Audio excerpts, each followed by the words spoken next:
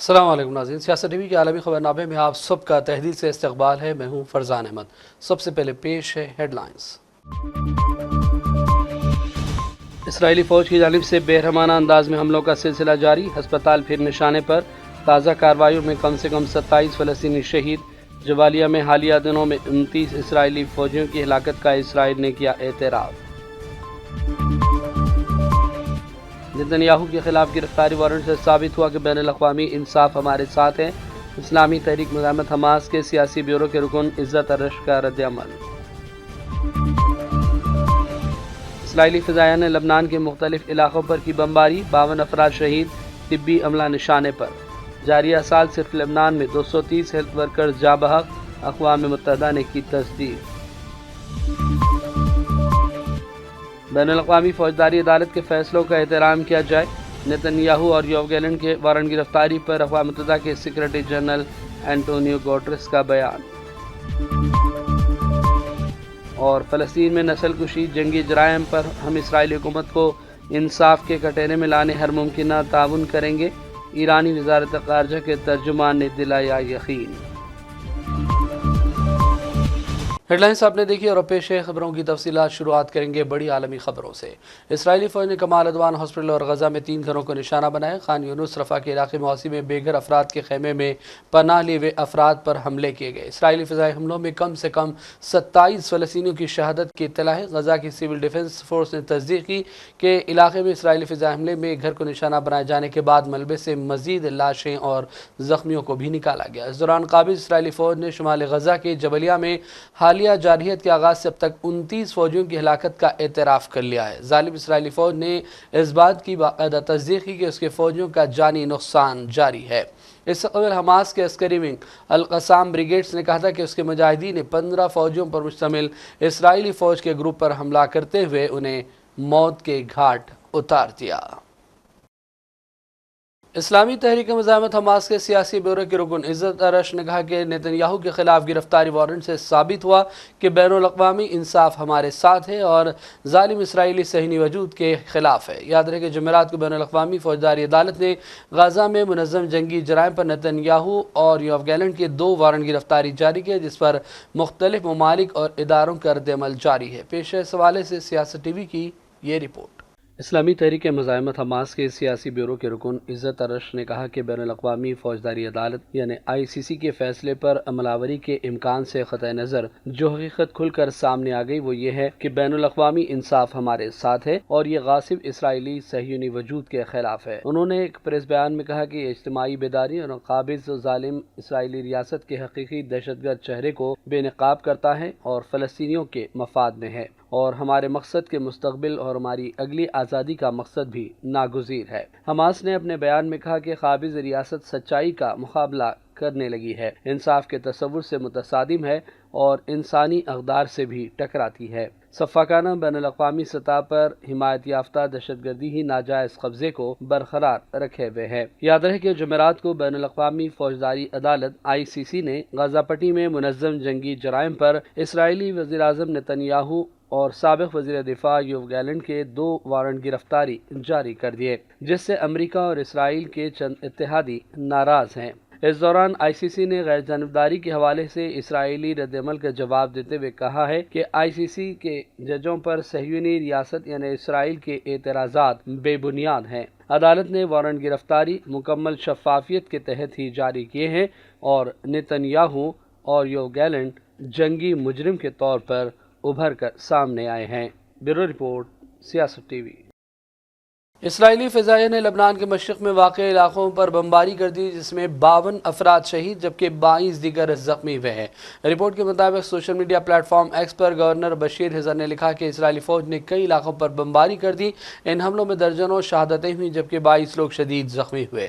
اس سے قبل اسرائیلی فوج نے شام کے شہر تدمر میں فضائی حملہ بھی کیا تھا، جس میں 79 افراد جاں بحق ہوئے تھے۔ فضائی حملوں میں جاں بحق ہونے والوں میں بعض کا تعلق ایرانی حمایت یافتہ تنظیم سے بتایا گیا۔ اس دوران اقوام متحدہ کے مطابق لبنان میں اسرائیل کی کارروائیوں میں اب تک 230 ہیلتھ ورکرز جاں بحق ہوئے ہیں، جبکہ 13 مہینوں میں 187 مرتبہ اسرائیل نے حملے کیے۔ ایک اور تازہ اطلاع کے مطابق اسرائیل نے لبنان کے جنوبی حصے اور دارالحکومت بیروت کے قریبی علاقوں پر حملے کیے ہیں، جس میں مزید 5 طبی عملے کے ارکان ختم ہو گئے ہیں۔ اقوام متحدہ نے رواں سال کو امدادی کارکنوں کے لیے مہلک ترین دن قرار دیا ہے۔ اقوام متحدہ کے سیکرٹری جنرل انٹونیو گوٹرس نے بین الاقوامی فوجداری عدالت (ICC) کے فیصلوں کے احترام پر زور دیا۔ عدالت کا کہنا ہے کہ جنگی مجرموں وزیراعظم نتنیاہو اور اسرائیل کے سابق وزیر دفاع یوو گیلنٹ کے خلاف 2 وارنٹ گرفتاری جاری ہوئے۔ اقوام متحدہ کے ترجمان اسٹیفن دوجارک نے پریس کانفرنس میں کہا کہ انہوں نے بین الاقوامی فوجداری عدالت کی جانب سے نتنیاہو اور گیلنٹ کے خلاف جاری کیے گئے 2 وارنٹ گرفتاری پر عمل آوری کے حوالے سے زور دیا ہے۔ سوال کے جواب میں کہ آیا نتنیاہو کے ستمبر 2025 میں UN جنرل اسمبلی اجلاس میں شرکت کرنے کی صورت میں ان کی گرفتاری کا امکان ہے، تو اس پر رد عمل میں انہوں نے کہا کہ ہماری سیکیورٹی ٹیمیں ہماری اور عمارت کی حفاظت کی پابند ہیں، کسی کو گرفتار کرنے کی نہیں ہے۔ اس بارے میں کہ کسی شخص کس طرح وارنٹ گرفتاری کا اجرا UN کے اجلاسوں میں اس کی شرکت پر اثر انداز ہو سکتا ہے، دوجارک نے کہا کہ اس صورتحال کا تعلق اس ملک سے ہے جس میں بین الاقوامی تنظیم کی سرگرمیاں منعقد ہوتی ہیں۔ ایران کی وزارت خارجہ نے کہا ہے کہ ہم انصاف کے حصول اور مقبوضہ فلسطین اور دیگر علاقوں میں نسل کشی، جنگی جرائم اور انسانیت کے خلاف جرائم کے ارتکاب پر اسرائیلی حکومت کو انصاف کے کٹہرے میں لانے کی ہر کوشش کا خیر مقدم کریں گے۔ اسماعیل بقائی نے بین الاقوامی عدالت انصاف کی جانب سے غزہ میں ظالم صہیونی حکومت کی ہولناک نسل کشی کے 2 اہم مجرموں کے وارنٹ گرفتاری جاری ہونے پر کہا کہ غزہ میں ظالم حکومت کی ہولناک نسل کشی کے 13 مہینے گزر گئے اور اس دوران شدید ترین بین الاقوامی جرائم کا ارتکاب ہوا، اور اب بین الاقوامی عدالت انصاف نے 2 اہم مجرموں نتنیاہو اور گیلنٹ کی گرفتاری کے وارنٹ جاری کیے۔ انہوں نے کہا کہ سزا میں نسل کشی کا جرم بھی شامل ہونا چاہیے، جو واضح ہے۔ ایرانی وزارت خارجہ کے ترجمان نے اسرائیل کی نسل پرست حکومت کے خلاف عدالتی حکم میں تاخیر کی بڑی وجہ اسرائیلی حکومت کے لیے امریکی مدد قرار دیا، جو مقبوضہ فلسطین میں گھناؤنے جرائم کے تسلسل اور اضافے کا بھی سبب بنی ہوئی ہے۔ اور اس دوران امریکہ کے صدر جو بائیڈن اور خاتون اول جل بائیڈن نے وائٹ ہاؤس میں ایک عشائیے کا اہتمام کیا۔ حاضرین سے خطاب میں بائیڈن نے اپنی انتظامیہ کی کامیابیوں کی ستائش کی اور اپنے حامیوں کا شکریہ ادا کیا۔ کہا کہ وہ صدر کی حیثیت سے خدمات انجام دیتے رہے ہیں، امریکہ میں ان کے لیے یہ ایک بڑا اعزاز رہا۔ بائیڈن 20 جنوری 2025 کو سب سے معمر امریکی صدر کے طور پر وائٹ ہاؤس کی مدت مکمل کر لیں گے۔ انہوں نے اپنی اہلیہ کی بھی ستائش کی اور ساتھ ہی امریکی فوجیوں کے حق میں نیک تمناؤں کا اظہار کیا۔ Asking ourselves, have we left the country in better shape than we found it? I can say with all my heart, the answer to that question is a resounding yes, because of you. Because of you. I believe we can be proud we're leaving America in a better place today than we came into office 4 years ago. This country is living through the worst pandemic we'd seen in over 100 years. Our economy was in a tailspin.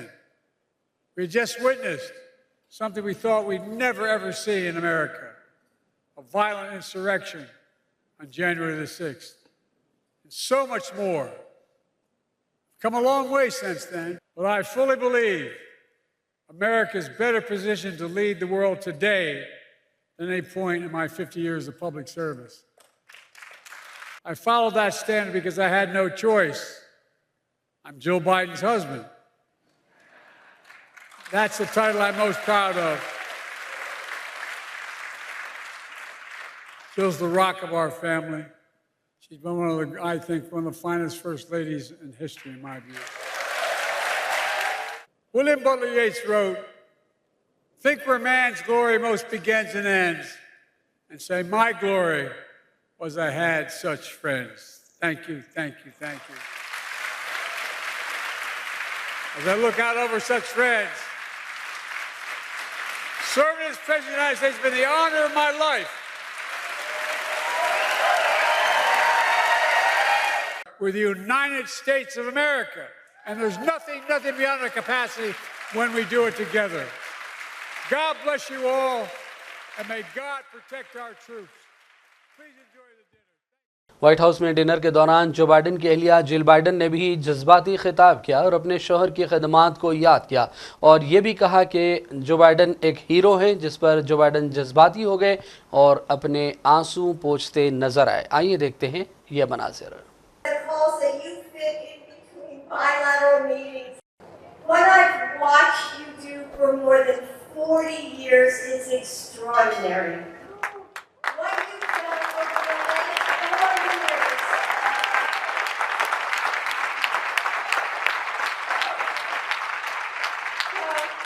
What you've done over the last 4 years is breathtaking.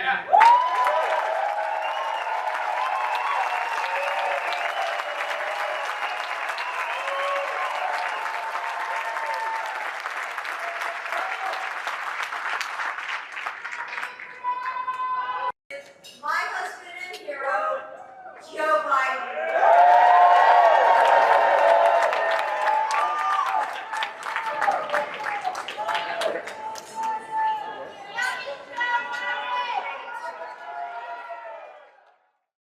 Iran کے صدر Masoud Pezeshkian نے پاکستانی علاقے کرم میں پیش آئے دہشت گرد واقعے پر افسوس کا اظہار کیا۔ انہوں نے کہا کہ ایران ماضی کی طرح دہشت گردی سے نمٹنے میں پاکستان کے ساتھ کھڑا رہے گا۔ انہوں نے پاکستانی حکومت اور عوام خاص طور پر کرم کے علاقے میں دہشت گردی کے متاثرین کے سوگوار خاندانوں سے تعزیت کا اظہار کیا۔ ایرانی صدر نے کہا کہ ہر قسم کی دہشت گردی قابل مذمت ہے اور ایران ماضی کی طرح دہشت گردی کے خلاف جنگ میں پاکستان جیسے برادر اور دوستانہ ملک کے ساتھ شانہ بشانہ کھڑا رہے گا۔ خیال رہے کہ جمعرات کو نامعلوم افراد کی جانب سے فائرنگ کے واقعے میں مرنے والوں کی تعداد 44 تک پہنچ گئی ہے، جس پر ایران نے افسوس کا اظہار کیا۔ اس دوران اقوام متحدہ کے سیکریٹری جنرل اینٹونیو گوٹرس نے بھی شمال مغربی پاکستان میں دہشت گردی کے واقعے کی مذمت کی ہے۔ اور اب آخر میں ہیڈ لائنز پر ڈالیں گے ایک اور نظر۔ اسرائیلی فوج کی جانب سے بے رحمانہ انداز میں حملوں کا سلسلہ جاری، ہسپتال پھر نشانے پر۔ تازہ کارروائیوں میں کم سے کم 27 فلسطینی شہید۔ جبالیہ میں حالیہ دنوں میں 29 اسرائیلی فوجیوں کی ہلاکت کا اسرائیل نے کیا اعتراف۔ نتن یاہو کے خلاف گرفتاری وارنٹ سے ثابت ہوا کہ بین الاقوامی انصاف ہمارے ساتھ ہے۔ اسلامی تحریک مزاحمت حماس کے سیاسی بیورو کے رکن عزت ارش کا رد عمل۔ اسرائیلی فضائیہ نے لبنان کے مختلف علاقوں پر کی بمباری، 52 افراد شہید، طبی عملہ نشانے پر۔ جاریہ سال صرف لبنان میں 230 ہیلتھ ورکرز جاں بحق، اقوام متحدہ نے کی تصدیق۔ بین الاقوامی فوجداری عدالت کے فیصلوں کا احترام کیا جائے، نتن یاہو اور یوو گیلنٹ کے وارنٹ گرفتاری پر اقوام متحدہ کے سیکریٹری جنرل اینٹونیو گوٹرس کا بیان۔